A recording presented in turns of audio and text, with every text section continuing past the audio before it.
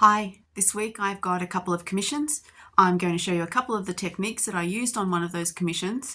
I'm going to ask you for some help with a yarn selection for something new that I haven't tried before for another commission, and it's just a pretty chill catch up all round, so let's get this done.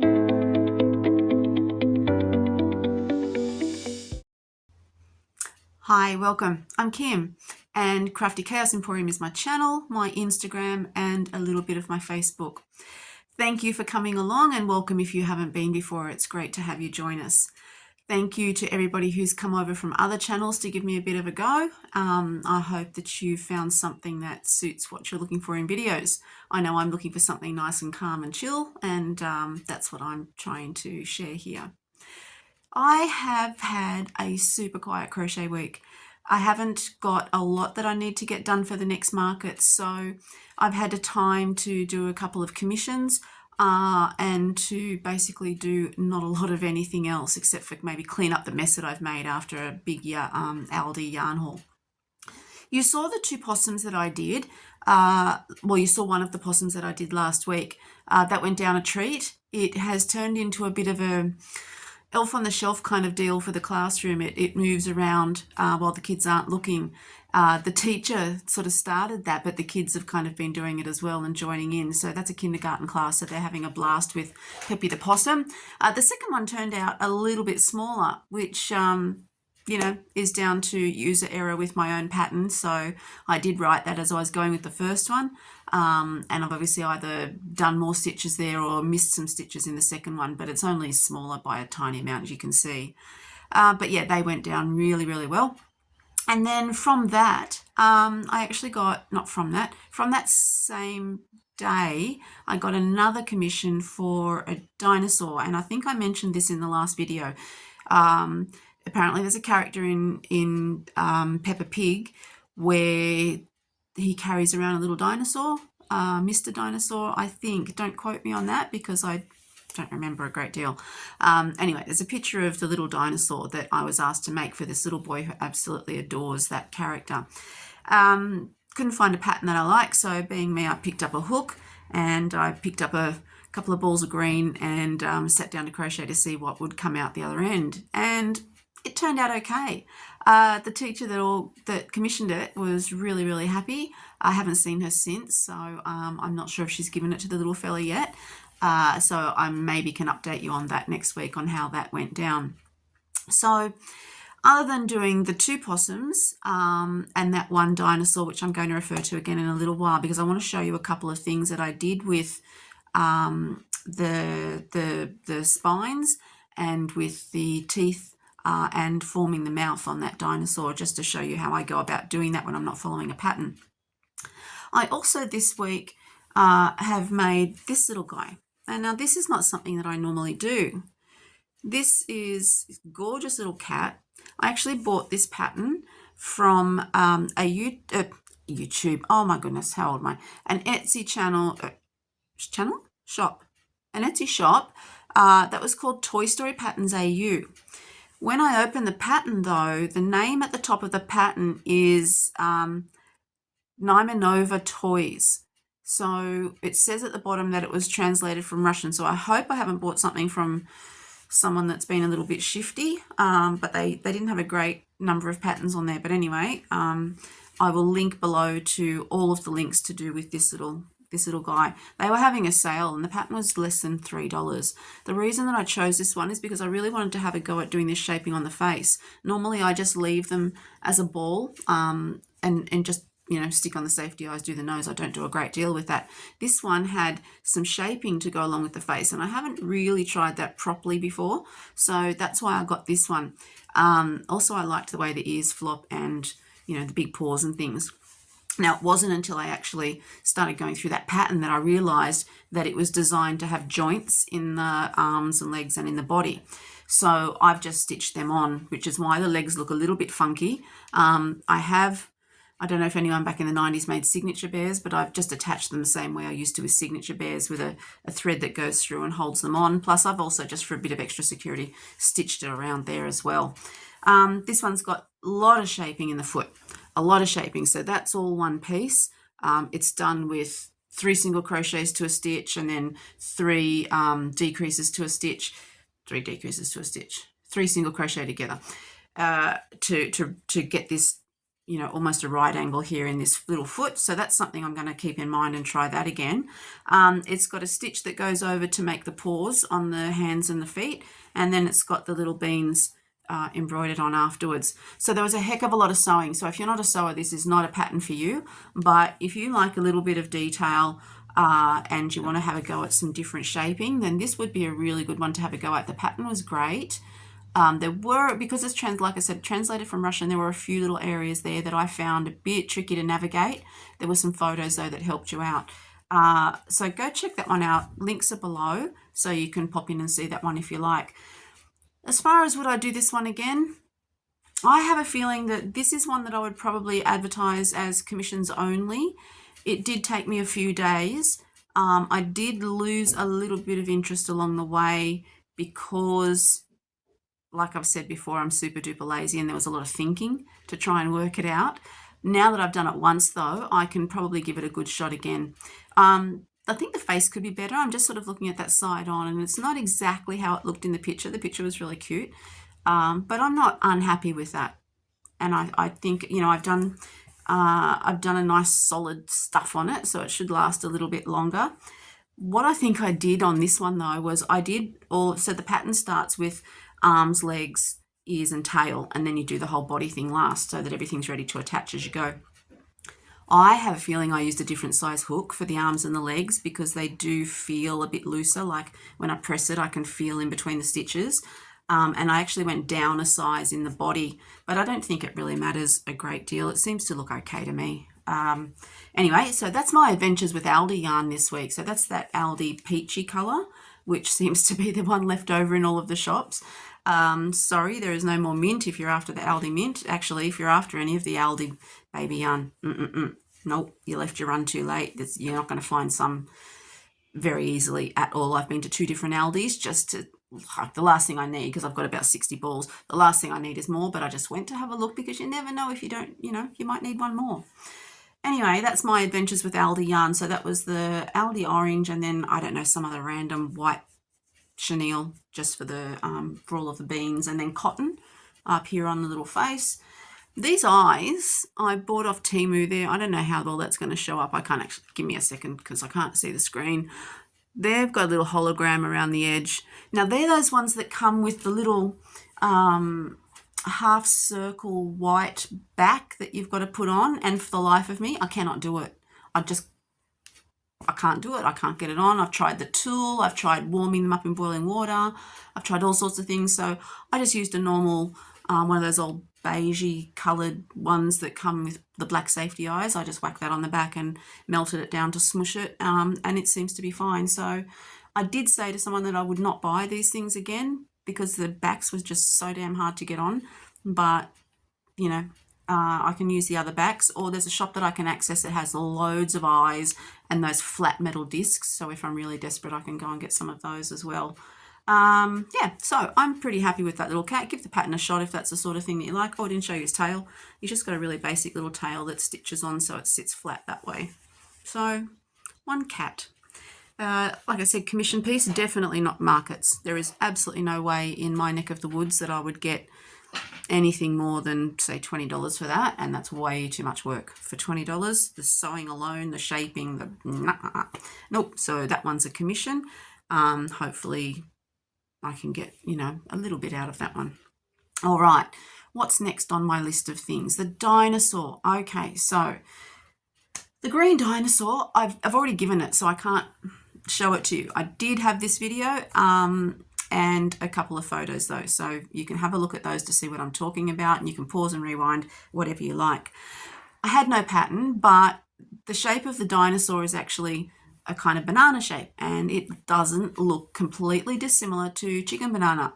So I thought, right, there's a really good starting point. Obviously needed to be a lot bigger. She wanted it to be about 30 centimeters, which is 12 inches for the other hemisphere. It was really actually quite easy to make. I did have to frog the head down to neck region because I completely stuffed that, and I can show you why I stuffed that. But overall, I was really actually quite happy with it. it turned out nice and smooth and solid. It looked pretty much the same as it does in the cartoon. So yeah, I was happy with that. I'm probably not going to write the pattern up because I was sort of winging it as I went. I wrote down a few things so that I could keep track of what I was doing. But then being me, I kind of lost interest in writing it down, and I didn't really follow through with that pattern. I mean, I could do it in a pinch if I really, really needed to. But like I've said, doing licensed things is not for me. I just did that one because that lady has bought so much stuff off me. She buys something every week and she's really lovely. And so I just wanted to help her out with that one. And I wasn't really advertising it anywhere or selling it at markets in public. So I was okay with making it just that one-off time. So what I wanted to show you, let me get comfy here because I'm falling off my chair. What I wanted to show you was the technique that I use for the spines, and it's the same as the teeth, and then how I formed the mouth. So first things first though, because it's going to look really weird. I have arthritis in both hands, and so I am actually left-handed, but thanks to grandmas, I crochet right-handed. My left hand is worse, but actually using the yarn, holding the yarn in my left hand and working with my right really makes my hands feel better. So I always try to do some crochet before I go to work so that my hands are good for the day. If I don't, they get really, really stiff, and unfortunately my business finger is the worst affected. So when I crochet, it looks really weird. I will not be taking any questions on that in the comments if you see why my finger is weird when I crochet. But to help relieve the pain in my hands, I use these makeup sponges. There's a shop across the road from me called Dollar World, I think I've mentioned before, where a lot of things are $1. And, you know, inflation, they can't keep everything at $1 for 20 years. So these come in a box of, I think, 3 or 6. Anyway, I can get about 10 of these for about $8. They're great. They're smushy. I don't wear makeup, so these are perfect. I've got lots of these lying around. I don't know, actually I wouldn't even know what to do with one of those with makeup, to be honest, but I shove them on my hooks. So this is my manky old 7mm hook. It is my absolute favorite hook, but I'm pretty sure you can see the difference between the sponges on those. I've been using these for a while. It's probably time for me to pull them off and give them a bit of a bath. It does cover up the labels on there, so I just wrote on the inside what size hook that is. So that is my favorite hook, although I have downsized a little bit recently because it makes, I know that you know, it makes things a little bit tighter. Anyway, so with the teeth and the spines, we want to write triangles, right? So we want some sticky uppy triangles. There's so many different ways to do them, and I do love a good shortcut, and I do love to be lazy with my crochet. So if you watch this and you think, oh my goodness, she's not playing by the rules, yeah, that's right. There you might find an easier way to do it. You might love to suggest another way that you can do spines. I love this way because it's quick, it's easy, they're all joined together, minimal sewing. I imagine you could do this as a surface crochet too if you want, but this is how I do it and I'm really happy with it. So what I've done here is, you can see they're all just joined in a long chain. I've used this, I have no idea what this yarn is. It's a peppermint color. It's really thick like the Burnett's, and it feels, I don't know a better word, but it feels tough. It's really, really, really hard to work with. I don't enjoy working with it at all. I chose it for this because it's nice and chunky and you should be able to see it quite well on the screen. So I start these with just 4 chain. So 4 chain, and then in the second from the hook, single crochet, then a half double, then a single, and then 5 chain. And I'm going to show you how that goes along in a minute. So if I follow that pattern of the chain, then single, half, and single, keep going, it ends up looking like this. So when you do that 4 chain, that actually forms the side of your triangle. You can make them different sizes, you can space them out. So these ones have a single chain between, and then I went and did just a couple of extra chains. So if you want to space them out, and I'm going to talk about the reason you might do that in a little while. You can also change what you put into the chain, so you can see the difference in size there. That one, I did 2 singles, a half, a double, and 2 singles. So to do that, you've got to change the number of what do you call those things? Chains. You've got to adapt the number of chains. So ignore all of this part. If you were to just start with your yarn, and I haven't done this on camera before, and I don't have a looking down camera. I have the bodgiest camera setup you've ever seen. I've got a reflex box, an old laptop stand, a recipe book holder, and my phone is blue tacked there. So I will probably one day buy the things, but as I've said, I'm a shortcut person. I do like to just make do with what I've got. Okay, so 4 chain to start with. I'll try and do it up here. So you've got your 4 chain, second from the hook, a single. I hate this yarn. This yarn is so hard to work with. Why did I choose this yarn? Do you know what it is? Forgot the glasses. A single, a half double in the next. So stiff. And then a single. So those 4 chain that we started with, they're forming the side of the triangle, and then it's actually going to sit up that way. So there's your first single, there's your half double, there's your next single. And it's sort of, so you're working sort of sideways down the triangle. So now, however many chain you want in between. So I'm just doing 1, 4 chain again. I'm not counting, I hope that was 4. How embarrassing if I can't count to 4. Single, half double into there. My fingers really hurt this morning because I haven't done a lot. Sorry, half double into the next, single into the next, and there's your second little spine or tooth. So you can just go along as many as you like. So once you've done the little triangle, what I'm doing is 5 chain, second from the end, single, half double, single, 5 chain, single, half double, single, all the way to the end.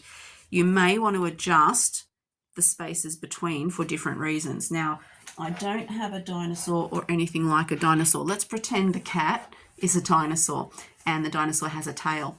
So if I want to put spikes going from, say, the head down the back and then up the tail, if I have equal spacing between the spines, when the spines go around the corner, they're going to bunch up and look a little bit crowded.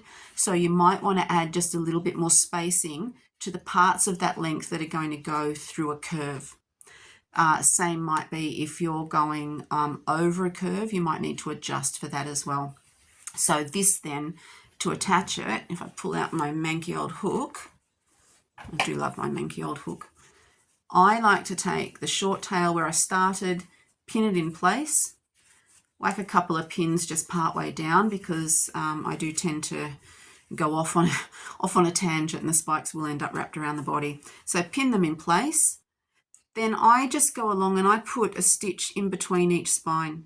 Depending on how wide your spines have been and how much space between how much space in between here, you might need to put another stitch in there just to hold it down. But generally, if they're small enough, you could just go along and put a stitch here to join it.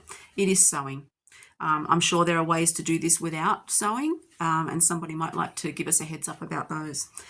So then for the dinosaur's teeth, same thing, but I used a cotton and I used a 2.75 or a 2.5 hook.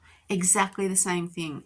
5 chain, a single, a double, a single, 5 chain, a single, double, single, and they just wrapped around the jaw and I stitched them in place exactly the same way. So it's really, really versatile, really, really simple. I guess that you could also, I'm just looking at that and thinking on the run, but maybe that's how some flowers are done too. If you wanted to do like a little, like a little loaf cat with a flower around its face. Oh, let's try it on there. Probably not going to work on the bear. Oh, wow. It would also make a... No. Look at that. So there you go. There's an option. You would probably put them closer together. You might even go back for a second run in the back stitch and make a second row, like how a sunflower has layers. I'm thinking that might make a really simple crown as well. So if you're going to put let's have a look on a little cat again, see if we can make a little, there you go. Look, you can make a little tiara, a crown, or a Statue of Liberty, whatever your thing. So that was one technique that I just sort of I use that for a few different things. You can also just do like a single triangle, chop it off, and then if you wanted to, yeah, little fangs or something. Sharks, there you go, some sharks. I use it on, what did I had? I had a little monster and I wanted him to have the sticky up teeth from his jaw, so I just used those as well with an extra chain in between. So that's my quick and bodgy kind of dinosaur spines and teeth. Plus, you can use it for anything else. The next thing that I learned, where did I learn it? Nowhere. I know it's a thing because it's in patterns. And it's like a lot of the things I do, I spend forever working it out. And then I realize if I just looked at a pattern, I could have learned how to do it from a pattern. But, you know, why do things the easy way, huh? So for the mouth, so I'm imagining in my head while I'm talking about this, a little Pac-Man, you know, old school Pac-Man. He's a yellow circle with his mouth going like that. Here he is. I originally did it for this frog. I wanted to create this. He's got no legs because I lost interest. Sorry, Tracy, you asked me for the pattern, but yeah, I lost interest in the second round of Froggy. I'm getting there. To do this mouth, so you can see like his head's a ball and there's a bit of a gap in there. There's the same number of rows, so I haven't actually skipped any rows as you go around. If I was to close that up, you could still see that it's still the ball. It's not that simple, but it might be something that you grab a bit of yarn to have a play with. So what I've got here is this god-awful yarn. I don't like this, but I've got it and I'm going to use it. I'm determined to use it. So I've just made like a simple, you know, just a really, really rough circle. I haven't even counted the stitches. I just did it until it looked right. What I want to do is to say that this is the bottom jaw, the bottom of the head and the bottom jaw, and I want to create the opening for the mouth.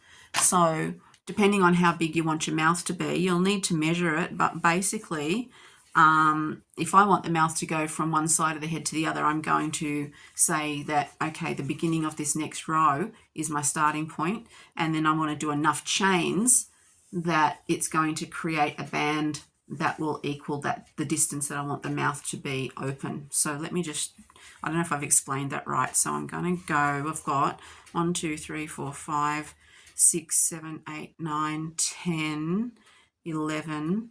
So I've got 12 stitches there. Gosh, this is chunky. I've got 12 stitches there, so I'm just going to do 12 chain. And again, if you are a precise kind of crocheter who loves to stick to the patterns, I'm not your guy. I don't bother much with stitch counts and things. I mean, I do a rough stitch count, obviously, and, you know, if we think things like this little guy's foot definitely needed a serious stitch count, but I just like to wing things. And I forgot to count this because I was talking. 1, 2, 3, 4, 5, 6, 7, 8, 9, 11. So close. 12. So this, in theory, then, should be the same distance around. So that's the bottom. I want it to go to the other side. It's going to go roughly around there. Probably going to have a little bit of give in, a little bit of stretch when I put the next row in. So then I'm going to join that without twisting it. Which way am I crocheting? I'm going that way, that way. So I'm just going to take that around and slip stitch it to the opposite side on that 12th stitch. So I've got 12 chains. So I'm basically doing 12 chains, skip 12 chain. Do 12 chains, skip to 12 single crochet. Okay, because what we're going to do then is really quickly, and don't come at me about my awkward crocheting because it's too late. I've been doing this for nearly 50 years. There is no way I can change what I'm doing now. I have tried doing, what is it? What am I doing? I don't know if I'm doing yarn over or yarn under, but I have tried doing that opposite like you're supposed to do, but I can't. Muscle memory is there and I don't have the energy to work that one out anymore. So I'm just going to really quickly, you can fast forward this if you like. I haven't worked out how to do that with the video yet. Maybe somebody will give me a heads up. As you might have noticed in last week's video, I stuffed that one up royally. I had to move a bit of the video and the little, what do you call the things, little segments of video I had pushed all the captions out of the way, and then at the end there was this random 6 minutes of black screen. I have no idea how that got there because I couldn't see it in the preview. Anyway, so now I've gone around here and I'm back to where that chain is, and so I'm just going to actually continue working. So what I would do here then is if I want to, where's Froggo? I want to continue the circle, then I'm up to the decreases. So I would probably put that mouth, you know how you do your increases and then you do a few straight rounds of single crochet and then you do your decreases. I would put the mouth opening, depending on what I'm doing, obviously, I would put the mouth opening in the middle of the single crochet rows, and then I would be starting maybe another 1 or 2 rows of single crochet and then start my normal decrease. But in doing that, then you've just got these chains to crochet into the top of. So I've just gone around that row. I'm back to where I started, and so then just going into the top of the chains. And I'm not going to do much more of this because this yarn is just hideous, and I'm really unfit, and this takes all sorts of muscles to hold this up this high. I didn't plan this very well. Anyway, I don't do those top-down shots because I just don't have the equipment, like I said. Anyhow, so what you're going to do then, if I just turn that around, is you're just going to continue along the top of the chain. So just pretending that this isn't even disconnected. Do your reductions as normal. Now, when I did the dinosaur, one reason I had to frog it was because I just did the same number of chain as what I've got around here. And what I found that I needed to do was to increase it because the jaw actually needed to stick out further. So it was an open jaw. You can see in the picture of it, the original cartoon picture, the jaw on the top, it kind of looked like he had an underbite. An underbite. So where his bottom jaw was sticking out way too far than his top jaw, and it made him sort of look derpy, but not in a good way. So yeah, I added a few extra there. So just sort of gauge that, if when the mouth sits open, is it going to sit back too far? You might want to put some extras in. If you want it to look kind of derpy, then maybe you want to leave some out. Up to you, but you just continue on that way. Then as far as doing the mouth inside, I've done that in 2 different ways and I haven't decided which way I like best yet. So the first way was this one. Once I had done the opening, I just put my pink on, and in the back loop, I just started going around in a circle and just reducing until I got into the back of the mouth there. And then I've put a little thread at the back just to pull it in a little bit further. Probably there's better ways to do it. This is just how I did it. I wasn't following a pattern and I just wanted to make a circle inside a space. So I did it that way. So that was back loop, just go round and round and round and round until you get to the center and just reduce it. I would say don't go down like 2 singles and a decrease, 1 single and decrease. Leave out that last round maybe and pull it tighter. I'm thinking to maybe more of a cone shape. Might be better to pull it back in. So to make a cone shape, then you would do your decrease round, then a single crochet round, then another decrease round, a single crochet round. That might just make it go further back in. Something to try. I'm still trying these things. I just wanted to give you the idea in case you wanted to have a play around and create something. The other thing that I did then with the dinosaur that I made was I counted, so I had, say, 12 stitches here, 12 stitches there. So then I counted backwards from a circle that would have 24 around the outside. I calculated what it would be then on each row, and then I just started from the center and created a circle that would match, and then I stitched it in, folded it in half, and put a stitch in the back of the circle to pull it. So if the circle was sitting in there, just to pull it back inside the head to make it a little bit deeper.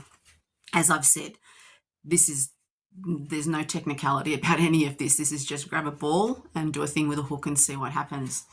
So if you have a go of doing some of the spines like that, or if you have a go of putting a little mouth in something, let me know. I'd love to see what you managed to do with it.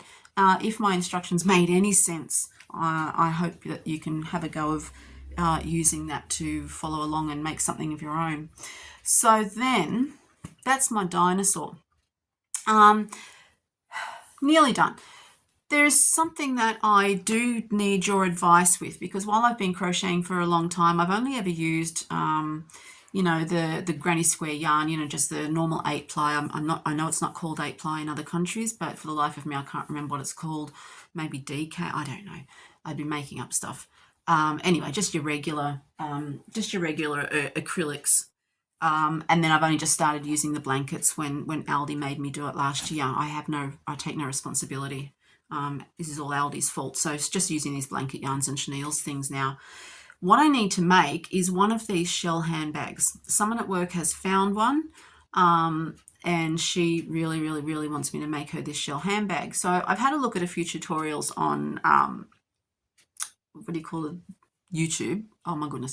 And I've had a look at some images and things, and it seems that it needs a really solid yarn so that it holds its shape. Obviously can't be a blanket or a velour or anything like that. And it does say to use macrame cord.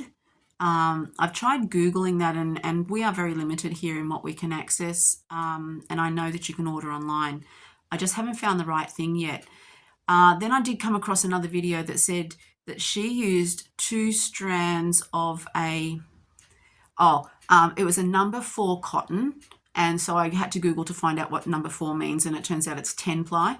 For the Southern Hemisphere, it's 10 ply. And so she was using 2 strands of that with a 5mm hook. So I'm okay doing that. But if someone else can recommend something and give me an idea of what I can make this bag out of. She doesn't want it in white or a really light cream. She wants more of a taupe sort of color. So I am looking around for a few things. So you would be doing me a huge favor if you could make some suggestions about what I could make this bag out of. She wants the one that's shaped like the ammonite, not the one that's shaped like the cone spiral. And then I've got to try and also source a little handle. So if anyone's got some ideas about where I can get the handle and the hardware and stuff to attach that, because I don't want to have a crocheted one. I wanted to have like a braided, not leather, but you know, vinyl or something with a chain or something like that. So where do you access those if you're a handbag maker, or if you were a handbag maker in a previous life? That's something I've never actually done. I've crocheted lots of market bags. Could maybe show you those one day if you're interested. I've crocheted lots of market bags, but they were just a bodgy cylinder thing with a handle on top. So nothing like this. That would be really, really helpful if you could tell me some ideas for something that's going to hold its shape after a bit of wear. I worry about the cotton because I feel like with a bit of manipulation that the cotton might get softer. So if she's poking things in and pulling things out and, you know, the bag's getting smushed and I don't know, I just feel like it might not stay compared with the polyester macrame. I just said macrame, how weird, macrame yarn. And I can't source that. So if there's anyone local that can tell me where to get those things too, that would be awesome. So that's me for this week. I haven't really done anything else.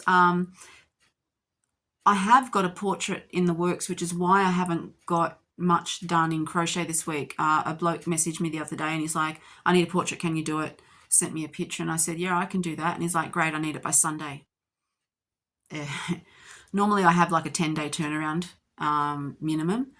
Depends if I really, really love what I'm doing, then I might be able to knock it out in a few days, but I don't really, really love this picture. It's okay, but it's not very clear. But I was just trying to help him out because he was in a bit of a bind. So I said to him, yeah, okay, Sunday after, let's say Sunday afternoon to be safe, gives me plenty of time. And he's like, oh, no, I'm going away Sunday morning. I'll need to pick it up on Saturday. So I don't know why he asked me if I could do it by Sunday. Maybe there's just I don't know, maybe I just mixed up the meaning of do it by Sunday. Anyhow, so I've got that going on, and that's actually worth a little bit more than what my crochet commissions are worth. They are important, so I smashed those out first, and now I've got this portrait half done on my dining table, and that's me for the rest of the day. This is Friday morning. I have no idea what the date is because I don't track that unless I need to know. It's the something 10th, I do believe. No markets this weekend. Maybe next weekend or the weekend after, but it's really wet here at the moment, so I'd be surprised if we do get the end of May markets in. Then I wouldn't have one till the end of June, which gives me a chance to restock, maybe tidy up this horrible, I'm just looking across my room at where all my yarn is stored. I do not have a beautifully organized yarn wall like you see in other videos. It's semi-organized. This one's just for background though, so it doesn't look anything like that. Yeah, so that's me this week. I have got a sale on my Etsy for Blossom. If you are interested in 25% off that pattern, I think it's going for another couple of days. And otherwise, I have nothing else to say. I won't take up any more of your time. Thank you for joining me. It has been wonderful to be replying to your comments and hearing encouragement from people. And I apologize to those people who then actually found themselves having to go out and make more things. There has been a couple of comments saying thank you so much. I can read into the sarcasm there. If this is the kind of video you like having running in the background while you're working, that's fabulous. Let me know what you're working on while you crochet. I'm doing portraits while I listen to you guys this week. And like and subscribe. You know how to do all those things. Everything helps the channel. All those weird algorithms that are just doing creepy things in the background. Yeah, they like it when you like videos, and they like it when you comment, and they love it when you subscribe, and otherwise they won't show the videos to anybody. So if this is your thing, share it. If it's not, thanks for giving me a try anyway. That's all, and I will see you probably sometime next week. Have a great week, guys. Thanks for coming. Bye.